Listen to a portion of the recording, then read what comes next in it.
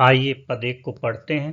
ऊधव तुम हव अति बड़ भागी, अपरस रहत स्नेह तगा तय, नाहिन मन अनुरागी, पुरैन पात रहत जल भीतर, तारस देह न दागी, ज्यों जल माह तेल की गागरी, बूंद न ताको लागी, प्रीति नदी में पाँव न बोर्यो, दृष्टि न रूप परागी, सूरदास अबला हम भोरी, गुर चाटी ज्यों पागी।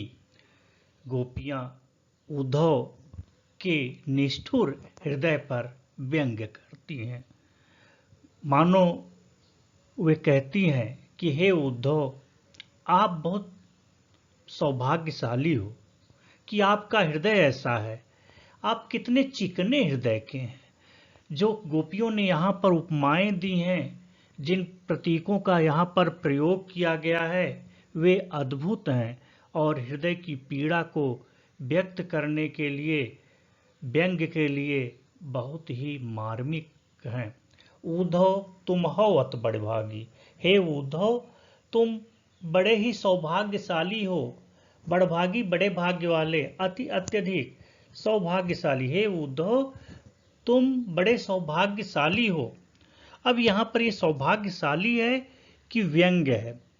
गोपियां श्री कृष्ण से दूर जाने पर, मथुरा जाने के कारण उनकी यादों की पीड़ा में आहत हैं।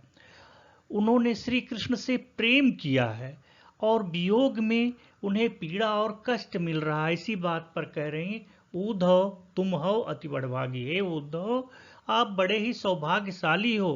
अपरस रहत स्नेह तगाते, अपरस स्पर्श ना करना, रहत रहते हो, स्नेह प्रेम, तगा धागा, नाहिन नहीं तो मन अनुरागी, मन में अनुराग है।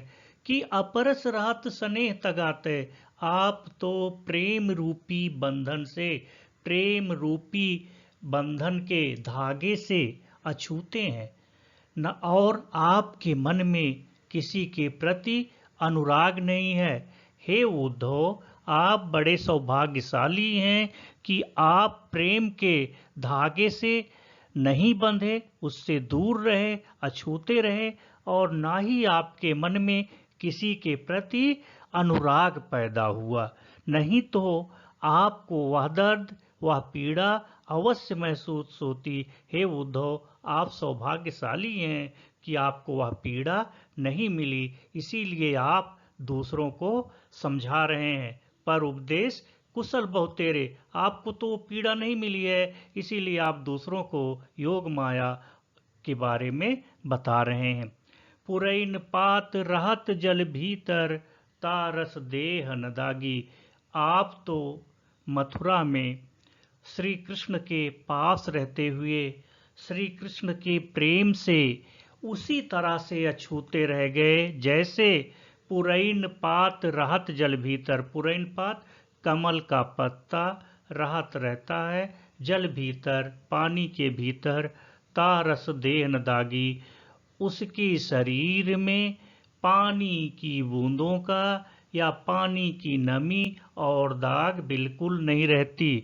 तो हे उद्धव आप बिल्कुल उसी कमल के चिकने पत्ते की तरह हैं जो जल के भीतर तो रहता है, लेकिन उस पत्ते पर एक भी बूंद पानी की और बूंद नहीं लगती, दाग नहीं लगता। ज्यों जल माह तेल की गागरी, बूंद न ताको लागी। जैसे जल में, पानी में तेल की गागरी को, तेल के घड़े को डाल दिया जाता है तो चिकनेपन के कारण एक भी बूंद उस घड़े से नहीं चिपकती है, नहीं लगती है। उसी तरह से, उसी चिकने घड़े की तरह आप शुष्क हृदय वाले उद्धव जी हैं। आपको श्री कृष्ण का प्रेम, श्री कृष्ण का रूप सौंदर्य स्पर्श न कर सका। फिर गोपियां कहती हैं, प्रीति नदी में पाँव न बोर्यो। आपने तो प्रेम रूपी नदी में कभी भी पैर डुबोया ही नहीं, दृष्टि न रूप परागी, और आपकी आंखों ने, दृष्टि ने रूप परागी, किसी के रूप पर, किसी के सौंदर्य पर मोहित भी नहीं हुई। सूरदास अबला हम भोरी, सूरदास जी कह रहे हैं कि गोपियां कह रही हैं कि हम भोली भाली अबला हैं, हम भोली भाली महिलाएं हैं, हम तो श्री कृष्ण से वैसे ही प्रेम करते हैं, हम तो श्री कृष्ण से वैसे ही जुड़े हुए हैं, वैसे ही बंधे हुए हैं। गुर चाटी ज्यों पागी, जिस तरह से जिस तरह से गुड़ से चींटी पगी हुई होती हैं, जिस तरह से गुड़ में चींटी लिपटी हुई होती हैं, उसी तरह से हम श्री कृष्ण से जुड़े हुए हैं। हम श्री कृष्ण से उसी तरह से प्रेम करते हैं जैसे चींटी गुड़ से प्रेम करती हैं।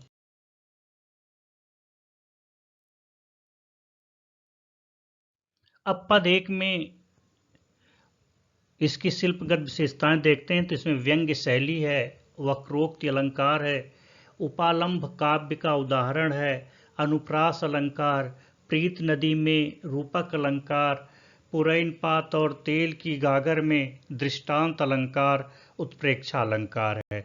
रस यहाँ पर विप्रलंभ श्रृंगार है, ब्रज भाषा का प्रयोग किया गया है और यह पद संगीतात्मक है, इसे गाया जा सकता है।